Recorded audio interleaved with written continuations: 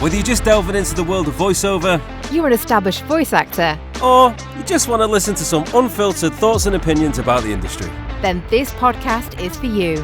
I'm Michael. And I'm Jen. And this is the Off Air Podcast. Hello. Welcome to the grand final of season 1 of the Off Air Voiceover Podcast, aptly named The Aftermath. Can you believe we've got to the last episode of season 1? I know, yeah. I thought we would have maybe got flooded with complaints like, please, will you just stop releasing this Or just had a massive argument and get cancelled. That's season 2. Yeah. How you feeling? I'm feeling a bit jaded. Yeah. My voice definitely has dropped about an octave, I think, since the weekend. How about you? I'm all right. Yes, I woke up yesterday in the hotel. I was like, wow, I have got a rather large headache. And then, like sometimes when you've had too much to drink, my voice like a Barry White off Wish. Yeah. I felt rough as anything. I actually, because I didn't drink loads on Saturday night, so I felt okay yesterday, but I feel really tired today. Just really spent. Do you know, I don't. All things considered, since I've got older, I do love a good drink, right? But I'm acutely aware that my hangovers last about 4 days, and that's not an exaggeration. Hangovers really ruin it, don't they? The first, really take the fun out of it. Yeah, the first 24, 48 hours, it's like the worst mental tiredness and fatigue, lethargic, no creativity, no motivation. And roughly by Wednesday, I'm starting to feel a bit like myself again, and Thursday, we're starting to get back to normal. And then someone will text me Friday, do you want to come out for a beer? And I'm like, yep. And then we start the cycle again. So, oh, God, yeah. But yeah, but all things considered, considering it's Monday, I actually feel all right. I actually do feel all right. I've had a pretty productive day so far, and I feel okay. But I don't know, maybe leading myself into a false sense of security, and it's all going to come crashing down later on in the day. Yeah, I feel like the adrenaline's keeping you going. You keep moving, and then when you stop, you're like, oh my goodness. Yeah, absolutely. But yeah, what a fantastic weekend. So obviously, the first thing is just to say, it was so fantastic to meet so many people that you sort of communicate with via the socials, and to see familiar faces. You'll know who you are. New faces, you'll know who you are. Getting to meet people. Oh, fucking hell as well. Amazing. Some people, I know, because you did the whole weekend. I only came for the awards, so there was 24 hours worth of meets and greets that I missed out on. So when I got there and I met you, even in a short space of time, I was like, I had people coming up to me saying, "Oh, you're Michael from the podcast," and I was blown. I was overwhelmed by that. I was like, and some of these people I had not met before. I'd met them maybe it's you don't talk very often, etc. And some people I'd not met before, and I was just like, yeah. For those that did come and say hello, and more importantly say that you enjoy waffles, then thank you. Honestly, it was just incredibly kind. And then I saw you. And you said same thing. A few people have popped up to you. So yeah, we're just tremendously grateful that some of you took the time to come up to us and tell us that you're enjoying the podcast so much.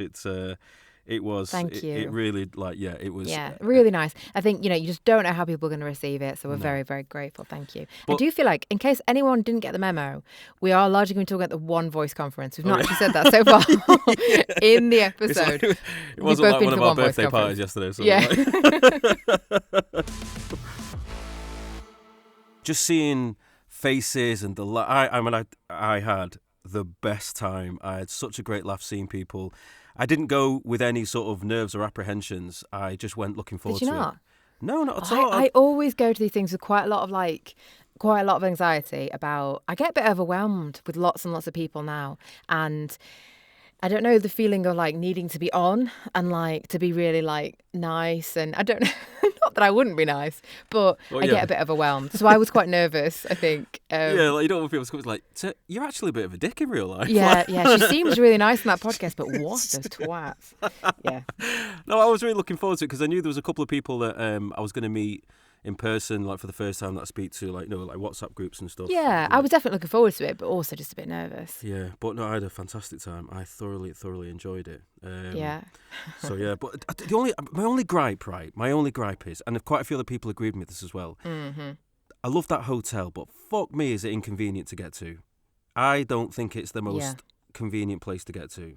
No, it's not. It's not. And I think they've chosen it because it's just slightly it's obviously quite central, but it's like a more reasonable price, isn't it? So to be a bit further out is a bit cheaper, but it's an absolute arse It is for a pain to lot of get to. people. But I do love it though, and I think it's amazing it's a once you're great place, there. the great views. It's Amazing like it's once like you're if that was my only. Yeah. Don't want to use the word complaints. Nothing to complain about. But sometimes I find it's like, yeah, sometimes I find it a bit of a pain to get to and from. But once you're there, you forget all about it. Yeah, but you do. another And you're in this fantastic little bubble, aren't you? Yeah, but another fantastic show put on by the One Voice team, Gravy for the Brain. You guys Oh are God, I just don't know how they do it. Peter Dixon with his outfit. It was just absolutely loved it. Oh my His God, energy I've on forgotten stage. about that. At the start of the ceremony, there was they put on like a production. It was like the guy was dressed as a cowboy though. It was like the whole theme was around punk. I was a bit confused about that. Yeah, just like what was the relevance of that? But they were amazing. Like I was hyped. He was really good fun. Fun. But it was just they put on another fantastic show. But obviously you did the conference side of it, so I wasn't there for that. So talk to me about that. How did that go? Well, I went down on Friday for 2 workshops. So I did the first one with Kristin Piver around animation. So she's ex-Disney and she set up her own production company, and that was fantastic. Just like how we had characters that we had to work on, and then we got feedback, obviously, and made adjustments and things. And she's lovely. If anyone gets a chance to do a workshop with her, I would absolutely recommend it. And one of the things she was saying, though, which is very humbling, is about for every audition she puts out, she'll get 1,000 auditions for every character. Oh, wow. And you just think, and she listens to every single one. God. So, I mean, that just shows you like how good you have to be, like, and very quickly good, because if she's into 1,000 episodes, she's not going to audition. She's not going to be listening to loads of it, is she? So, yeah, you got to keep her engaged. And then the one in the afternoon was called Ready Player One with David Menken and Jane. Oh my God, I've forgotten her surname. It's okay. The brain cells are only just starting to regenerate. Yeah, Jane Perry, who honestly was so amazing, and it was the same deal. Characters, read it out and stuff, but they were so nurturing.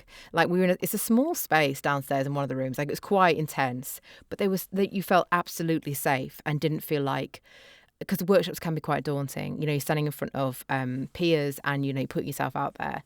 And they were so wonderful. So I really am grateful. And again, I would absolutely recommend doing something with them. And I do think the workshops, because they were 3 hours, and they're about 100 quid each or something. So obviously it gets very expensive. But actually, in the scheme of it, that's very reasonable. When you think about the other 3-hour workshops that get put on, they wouldn't be 100 quid, or rarely.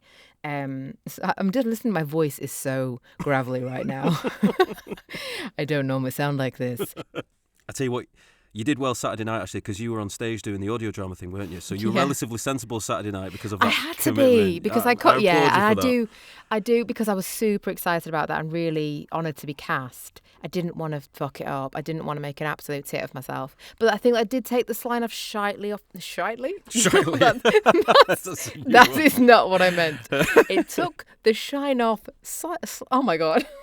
I think we get it. I think everyone listening is probably trying to finish your sentence for you. Please stop talking, Jen. Took the shine off slightly. Talking. Thank you very much. I'm so glad I've not got any recordings today. In terms of outfits and everything, there was some absolute corkers. Oh my God. Helen's outfit was fantastic.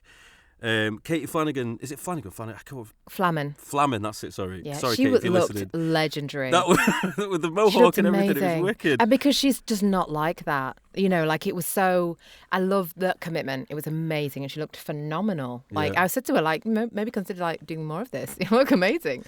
Well, the thing is, I'd sort of made a commitment with my outfit that I was going to go black on black, or like black suit, black tie, black shirt. I love you're going to go red carpet, weren't you? Here's the thing, right? Here's the thing. I bought this black suit for my mum's funeral last year, and it's almost like a year, like to the month. I was like, I'd be fine, I'd be sweet. I'll just, put the suit back on. So what happened was, put the jacket on, slapped it on. I was like, and as soon as I put it on, I was like, oh God. And then like, no. Like, oh God. But the thing is like, I thought I could maybe get away with it because it was tight around the back and the shoulders, and I was like, as long as you don't like sort of put your arms out like a zombie or something. Yeah, but you're going to be hugging people, aren't you, and stuff though? And are you a hugger? Yeah, I'd call it more of an embrace. I love a good embrace with someone, like especially people you like, you get on with. I love a good embrace. Anyway, Then it came to the trousers. So I was like, if the jacket's a bit tight. So I put the trousers up. Forget it. It's not happening. Forget it. Not happening. So then I thought, right, I'm going to have to just go. And then, so what I did, I Googled it. I was like, what is a punk outfit? And he basically said it's just a pair of jeans, usually a band T-shirt or a black T-shirt. But the main thing was the accessories and military boots. So I thought, right, hang on a minute. I've got a pair of washed out black jeans. I've got loads of black T-shirts because I wear them all the time. And I've got my old Timberland boots that I don't really wear. But I thought if I just bang that together, jumped on Amazon, bought some like bracelets and the chain for my trousers. I thought, and ideally wanted to decorate the boots as well, but it was a lot more faff to do that. So I just left it in the end. And I thought, I've made an effort there. And I'll be honest with you, I know it's nice to get dressed up, but personally, I find suits really uncomfortable to wear. They're not, they're just not overly Yeah, and comfortable. There's a lot of people who are like absolutely sweating cobs, weren't they? Just Exactly. really hot. Yeah. So yeah. You're like prancing around your T-shirt. Exactly. So in the end, when I realised I could pull off, like an acceptable level of, punk with all the accessories, I was actually really happy because I thought I'm going to be so much more comfortable. So that was that. But yeah, the outfits were fantastic. But honestly, everyone just looked fantastic as per usual. They did, yeah. I'm just gutted. There's so many people I didn't get photographs with. Oh, same. I was gutted. So shit with photos this year. I was like, I'm going to make a reel about One Voice. I took some footage on the way down. Fuck all while I'm there. If anybody wants to watch my reel of basic public transport, then I'll be sharing on Instagram this week. Jen's review of the public transport system. How to get down from my house to One Voice. Yeah, I still might share it just to make me laugh. It's interesting though, like when there seems to be a lot of debate before and whilst we're there as well about who it's for. Like a lot of people see it as being like actually it's more appropriate for people who are newer in the industry. A lot of the workshops are more entry level kind of stuff. The talks, not the workshops necessarily. Have you got any thoughts on that? I guess you weren't there this year, were you? I had a lot of people. So at breakfast. That conversation came up quite a lot amongst other people. So the general feedback was positive. It was they enjoyed everything that they consumed. But some people felt that if you are experienced, there wasn't a great deal of information that you didn't necessarily already know. Yeah. If you're more new, there's always learning to have, isn't there? But I know what you mean, like whether the bulk of it is stuff you already know or practice or whatever. But I see the thing is now I haven't done the whole conference, and although what they're saying kind of makes sense, I think like myself and a lot of other people would probably still continue to do it because even if it's just a little bit of new information, it's relevant. But more importantly, I think it's the coming away feeling rejuvenated.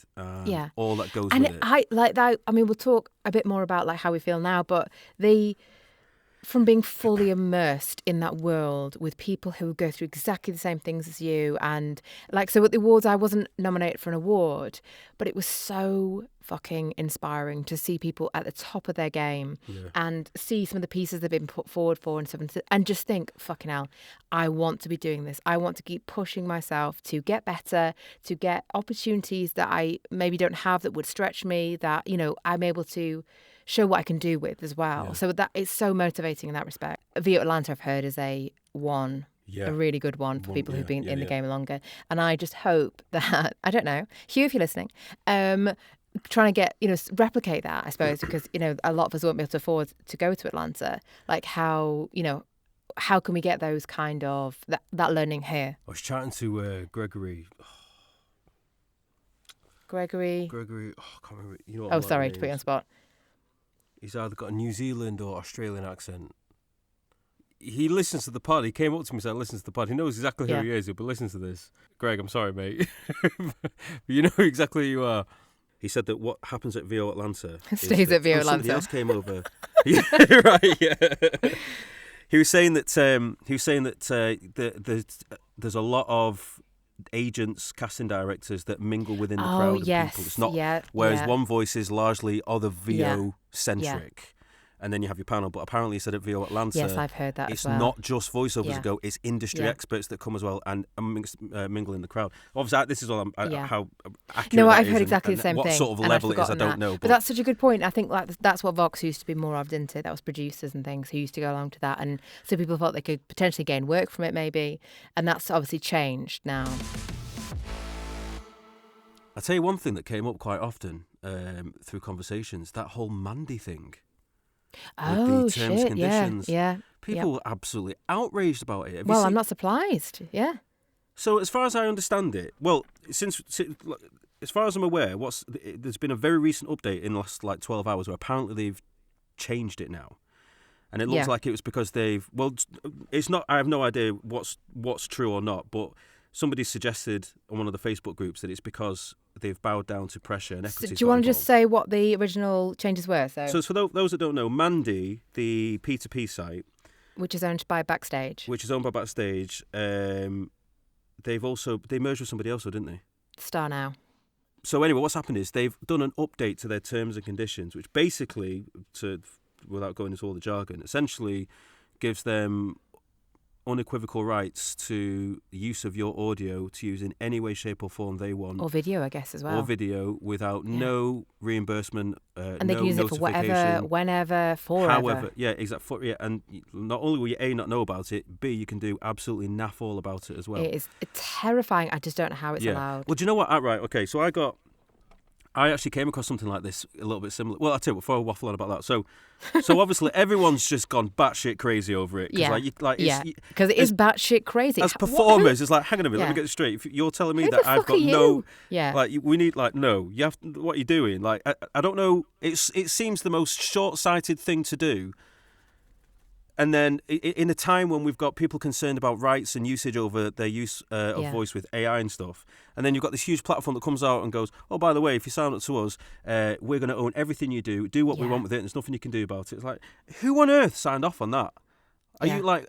It blows my mind sometimes, the level of stupidity that some of these companies come out with. But anyway, seeing what they can get away with. Right. So anyway, it's not stupidity, is it? Because they know what they're doing. I guess so. But anyway, but again, I say that somebody might know more about it and go, well, it wasn't. It was because of X, Y, Z. So I'm always just making my comment based on what I know. Let us know. I mean, if there's a good reason, let us know. But I doubt it very much. So obviously, everyone's gone crazy, and then suddenly it's been pulled down, and apparently it's been changed. Now somebody's equity have been copied into this many, many, many times. Yeah. So somebody has made a suggestion that they think equity have made them change it and a new version has gone back up. Yeah. So if that's the case, then great, but it shouldn't have happened in the first place. No, it shouldn't. But I still don't know if that means like things are safe. Like I don't know if it's still active actually, but I've certainly got a profile on Star Now from years ago and Mandy as well. So I'm like, do I then need to remove everything now to be careful? Probably. I'm put off. I'm going to do it regardless because if I don't, because I kept it for like CEO because it's just like it helps with the CEO if you've got these things. But yeah, absolutely, we can't risk it. One problem I've got is some companies start out with the right intentions, the right sort of.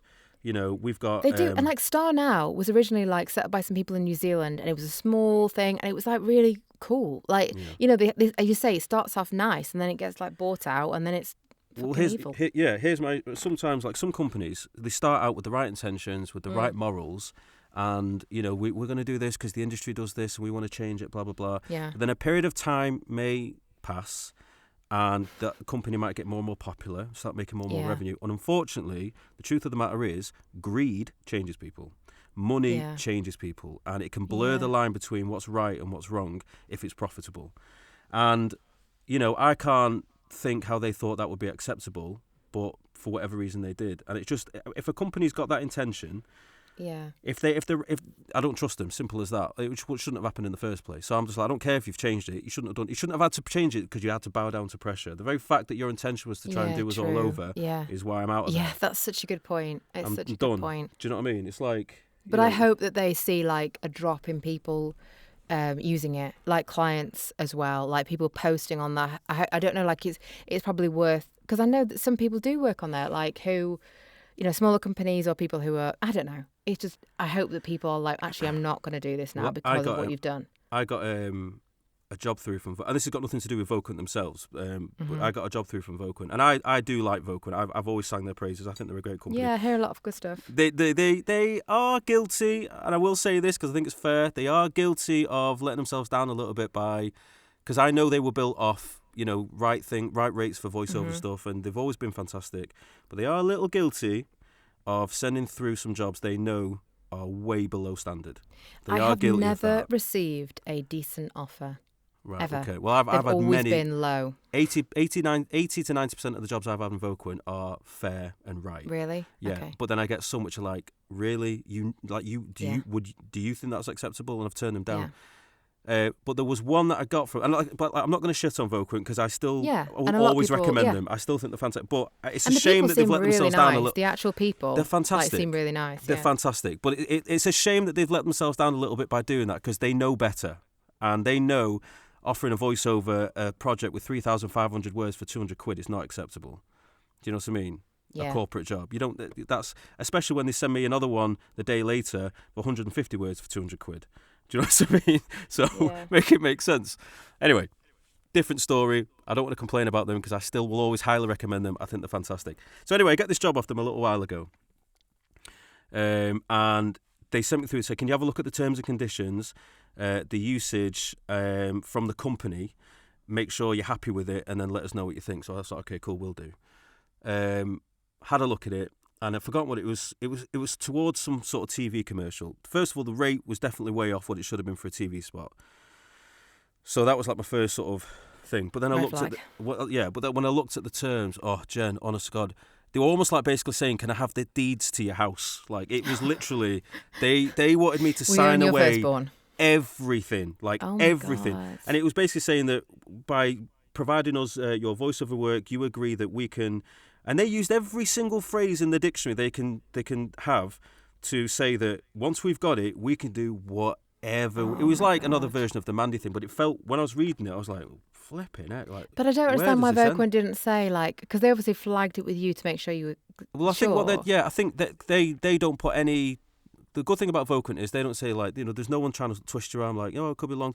They literally look, listen. No, but I mean, why aren't they being a gate? I suppose they're not an agent, are they? But like, there should be a gatekeeper being like, actually, I don't think this is. Well, I think they were good to good highlight for our voices. I mean, I always read certain terms, especially nowadays. But I think, I like the fact that they make me aware of it. I need to be better. Yeah, I suppose so. They go out their way. But... Yeah, they say, listen, just have a read of that before you agree to anything. Scares me. So I was like, okay, fine, because they leave it up to me. But I think I like the fact that they make sure I'm aware of it. So yeah. And I went back to I said, look, first off, the fee needs readdressing because it's a TV spot.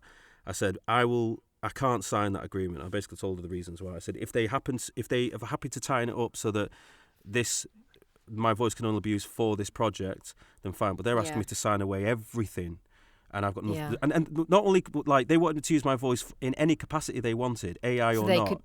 So they could go create a campaign selling, flipping dildos for all I know, and they've got my AI voice promoting it. It's ridiculous. So I was like, no. But anyway, so she said, I'll go back to them and let you know.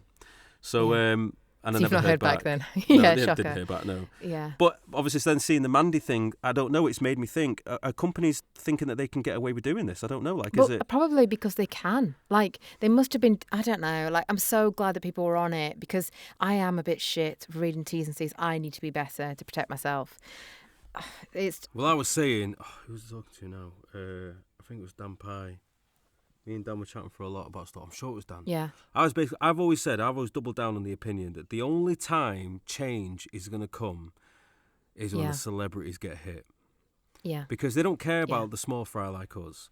But when the celebrities who have these multi-million-dollar contracts, when their voices are being cloned and ripped off, that's when legislation will come because the big record companies are losing money. And you've already seen it with the likes of Drake. Drake put a post out. Drake, rapper's a loose term, but Drake put a post out a few months ago saying, right, because a song was made with his voice AI'd up. Brand new song, AI Drake voice. And he put a post out, right, enough's enough, something's got to change. I was like, right, thank fuck for that, because that's what you need.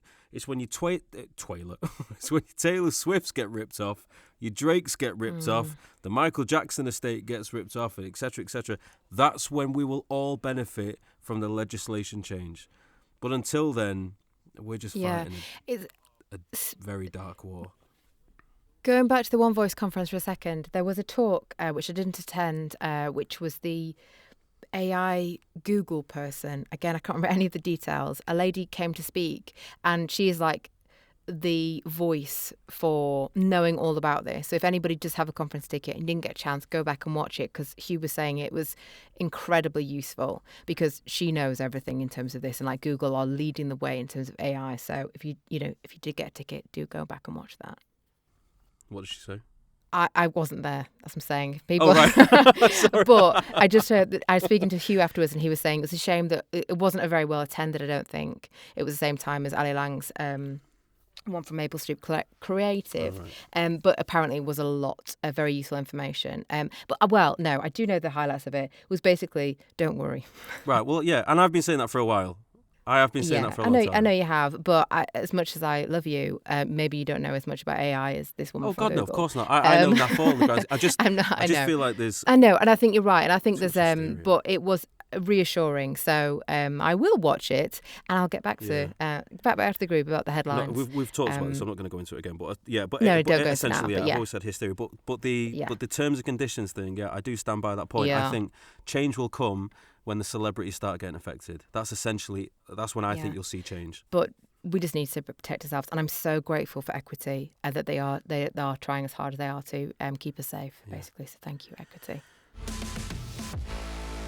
Well, I'm exhausted. We've come to the end. Oh my gosh! Well, the end. Do you know what? I've never done a podcast before. We started this as a passion project. We didn't have an ambition to, no ambition. Make loads of money out of it. We just, like we've said so many times, we just wanted to recreate or try and recreate that chatty feeling that you have when you go to the conferences and whatnot. Yeah. And, from a lot of the stuff that I heard on Saturday and Sunday from you that listened to it, that's definitely come across. But I never knew I would love it so much. I never knew I would fall in love with this whole concept of, because it's kind of therapeutic in a way, isn't it? Like, even though it's just me and you talking. I think you and I are probably a bit too honest sometimes, so that might bite us in the future. I've said, like I was I know, saying but to people, in a year's time, people are like you. Well, you said blah blah blah blah blah blah. Yeah, but I think the honesty is important. Like I don't have. Well. Some people, and everyone's each to their own. Some people like to have like a slightly protective veil on just to protect some of their personal whatever, and that's obviously perfectly normal and fine. But for me, I don't have any problem exposing or telling my wares or whatever, because that's just life. Life is never singing from singing in the rain. Sometimes it can be a bit of a shitty day, and it's perfectly okay to admit that. And I think just being that honest makes you more relatable, and for those people that can relate to it, obviously it's not for everyone. And we definitely swear for some people. But we're not vulgar. We're just we just let the tongue loose a little bit, but we don't set out to be vulgar or anything like that. We're just two normal people who just say shit or fuck every now and then. But this has been quite possibly one of the most fun, exciting, nerve-wracking journeys of trying something new that I've ever done. And, I'm so grateful that you agreed to jump on board, and it very quickly became like, it started off as my brainchild at Christmas, and then outside of me just suggesting a podcast and the concept, it went literally from that very, very point to a 50-50 all the way thing. It's one of those things that you just say yes to immediately and think, what the fuck have I got myself in for? But it has been a lot of fun. I mean, we spent a lot of time doing it, but it has been an absolute ball, and it's been so nice having people on and sharing their experiences, and it's been a good laugh. I hope that people can carry on feeling connected, and it's just and that one thing that's important, we obviously are incredibly grateful to those that came on, Shiraz. Yeah, we are. I reckon people are switching off at this point. Yeah, well, if you're still here, thanks. We really appreciate those people who are sticking out to hear the thanks. Absolutely. Shiraz, Susie, Scott, Kelly, Carla. Thanks very much for coming on board. It's a new podcast. Sometimes people are a bit wary about being part of it because they don't know what it's going to be received. But God, have we learned a lot though? Like right at the beginning, we had so many fucking mishaps. We did episode 1 3 times. 3 times. I left the tumble dryer running and didn't realise until at the end, and I looked at my waveform and it was atrocious. And then what did you do? Oh, you didn't have headphones on. Didn't have headphones so that on. The blood. Oh my God, it was like the worst rookie mistakes you can make. So but we learned, well, I'm glad trial and error, mistakes. baby. And there's still things to look. So start before you're ready. Yeah. So, but if anyone's wondering, we do intend to do season 2 after a break. We're going to regroup. We're going to have a think about. There are some things that I would like to add into the podcast as like just little fun little features, which I ran by some people at One Voice who loved the idea. So we're going to take a little bit of time just to have a think. This has largely taken over our lives for the last sort of Yeah. 6, I 7, haven't 8 done weeks. any marketing, and it's been quite a good excuse. But at some point, I am going to have to start promoting my own business. Yeah. But we definitely intend to be back for season 2. We're just going to have a very, very small break. Oh, it's small. Okay, we'll talk about that after the podcast. Yeah. But sincerely, from the bottom of my heart, thank you so much for everyone who has liked, shared, supported, spoken to us about how much they enjoyed it, the DMs that we get. It really, it really does mean the world to us, and it certainly encourages us to want to continue going on a bit longer and doing some more. Absolutely. And are we going to round it off together? Oh, 100%. Thank you for listening to the Off-Air Voiceover Podcast. Hooray! Thank you so much, everyone, for listening. We absolutely love your support to pieces, and we absolutely look forward to having you on board for season 2 of the Off-Air Voiceover Podcast. Have a great summer, folks. Catch you on the next one.